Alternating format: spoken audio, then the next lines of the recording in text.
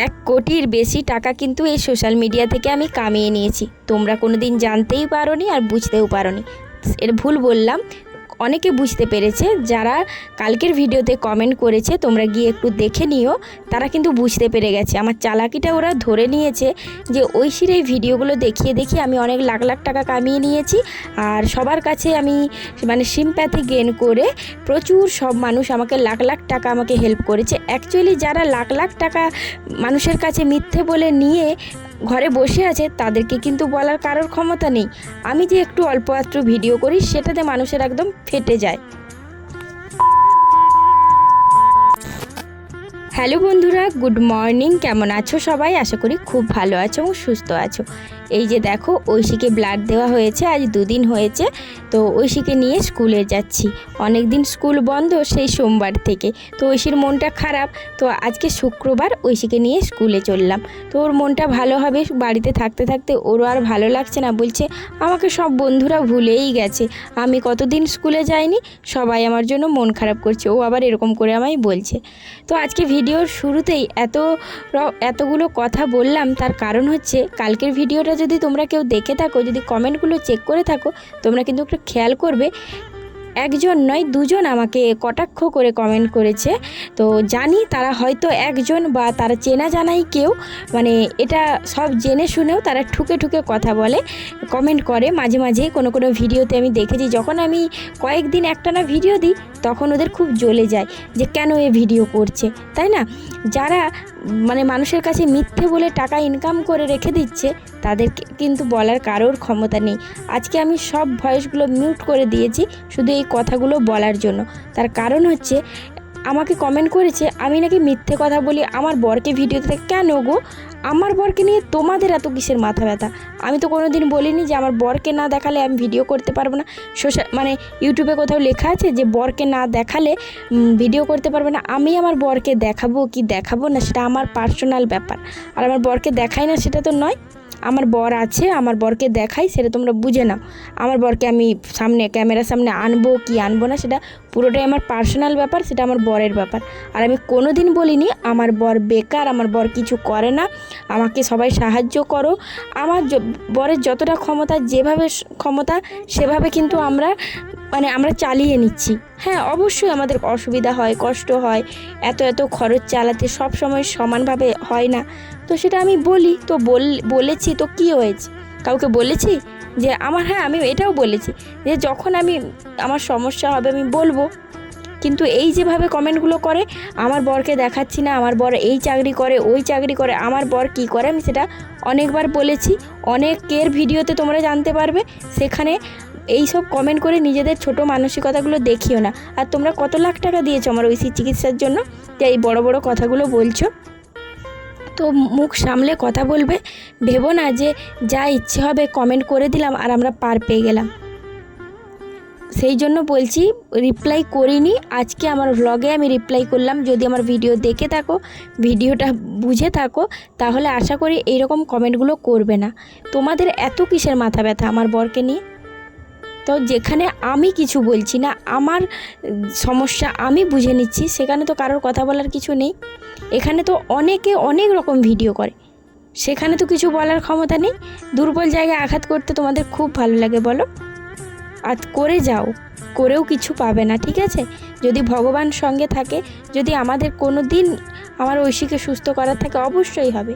আমি ভগবানের উপরে ছেড়ে দিচ্ছি, তারপরে আমাদের যতটা করণীয় আমরা করে যাচ্ছি। তোমরা কি ভাবো যে এরকম কমেন্ট করবো ও আর ভিডিও করবে না? ও ভিডিও করে লাখ লাখ টাকা ইনকাম করে নিচ্ছে। এখনও পর্যন্ত আমি এতদিন ভিডিও করছি, করে যাচ্ছি, কখনো করি কখনো করি না। বারবার বলি যে আমার যখন ইচ্ছে হয় করি, যখন ইচ্ছে হয় না করি না। আমার এটা নয় যে আমাকে করতেই হবে। আমার মন ভালো না থাকলে আমি করি না, আবার কোনো দিন মন ভালো না থাকলেও করি। কারণ যখন ঐশীর খুব কষ্ট হয়, সেগুলো একা সামলাতে পারি না, তখন তোমাদের সঙ্গে শেয়ার করি। অনেকে অনেক ভালো কমেন্ট করে, সেখান থেকে মনের জোর পাই। অনেক মানুষ আছে এখানে ঐশীর জন্য প্রে করে, ঐশীর জন্য ভালো ভালো লেখে, সেখানে আমার অনেক মনের জোর আসে। কিন্তু তোমাদের মতো কিছু ফালতু মানুষ, যারা মানুষকে কটাক্ষ করতে পারো, মানুষকে কষ্ট দিতে পারো, তাছাড়া তোমাদের আর কিচ্ছু নেই জীবনে। তো যাই হোক, বাদ দাও। এগুলো আমার বললে মাথা গরম হলে সত্যি আমি কি বলে যাই আমি নিজেই জানি না। তো যাই হোক এদিকে দেখো আমি মানে ঐশীকে স্কুলে রেখে দিয়েছি, অনেক কাছাকাছি করলাম, সেগুলো তোমাদেরকে আমি দেখিয়েছি। আমি অনেক কিছু কথাও সেদিন বলেছিলাম কিন্তু সেগুলো অফ করে দিয়েছি। এই কথাগুলো বলা আমার মনে হচ্ছে খুব দরকার ছিল। তো ঘরে অল্প করে একটু ছাতু খেয়ে বেরিয়ে গেছি ঐশীকে আনতে। তো আজকে প্রচণ্ড পরিমাণ রোদ, সেই জন্য ভাবলাম যে একটা রিক্সাকে বলি, মানে যে রিক্সার ফোন নাম্বার আছে আমার কাছে, ও 30 টাকা করে নেয়, আর বাকি সব রিক্সা কেউ 50 বলবে, কেউ 70 বলবে, এরকম। তো এখনও রিক্সাকে মানে ফোন করব বলে ফোনটা বের করেছিলাম, তারপর ভাবলাম একটু ভিডিও করে নিই। তো এদিকে দেখো বাড়িতে লঙ্কা একদমই নেই, সেই জন্য ভাবলাম যে একটু লঙ্কা নিয়ে যাই। মাও বললো যে 10 টাকার মতো নিয়ে আসবে, বেশি আনার দরকার নেই, কারণ রবিবার দিন বাজার করবে ঐশীর বাবা। তো এইদিকে দেখো আমি এসেছি সামনেই একজনের কাছে লঙ্কা নিয়ে নেব।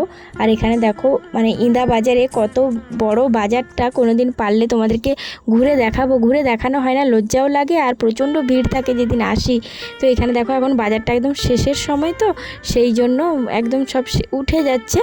তো পলিথিনে করে 10 টাকা 10 টাকার করে লঙ্কা করে রেখেছে, তো আমি 10 টাকা দিয়ে লঙ্কাটা নিয়ে নিলাম, আর দরদামও করিনি, আর ভেতর দিকে যাইনি। আমি যে থাক আর যাবো না, প্রচণ্ড রোদ আর বেশিক্ষণ টাইমও নেই। এই যে দেখো ঐশীকে স্কুল থেকে বের করে নিয়েছি, তো এখন দাঁড়িয়ে আছি দুজনে। আর রিক্সা ওই মানে ফোন করেছিলাম, তো বললো যে আমি আসছি, একটু দাঁড়াও, 5 মিনিট মতো দাঁড়াও। তো সেই জন্য ঐশীকে নিয়ে দাঁড়িয়ে আছে। আর ঐশী তো স্কুলে আমাকে দেখে খুব চিৎকার করছিল, কান্নাকাটি করছিল, কারণ ওর চশমা নিয়ে যেতে ভুলে গেছি। মানে কি বলো তো, মানে একটা ছোট ব্যাগে কত কি নিয়ে যাব, জলের বোতল এই সেই। তো যাই হোক ঐশীকে স্কুল থেকে নিয়ে এসে একটু খাবার খাইয়ে স্নান টান করিয়ে দিয়েছি। এবারে ও বসবে ড্রয়িং করতে।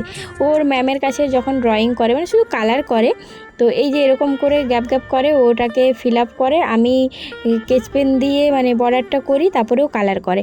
তো যাই হোক এখন এই যে দেখো এই জামাটা পরবে বলে তার কি বায়না।